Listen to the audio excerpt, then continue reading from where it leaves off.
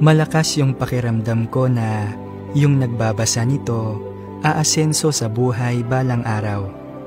Ang mga taong madalas na lumalapit sa Diyos ay makakatanggap ng kanyang mga pagpapala sa gitna ng mga bagyo ng buhay, sapagkat ang Diyos ay nasa tabi nila. Sabi ng Diyos, kung makapaglalaan ka ng 1 o 2 oras bawat araw sa tunay na espiritual na buhay, madarama mo na ang buhay mo sa araw na iyon ay pinagyaman, at ang puso mo ay magiging maningning at maaliwalas.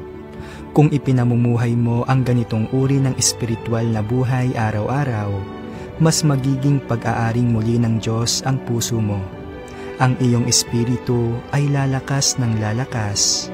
Ang iyong kondisyon ay patuloy na bubuti.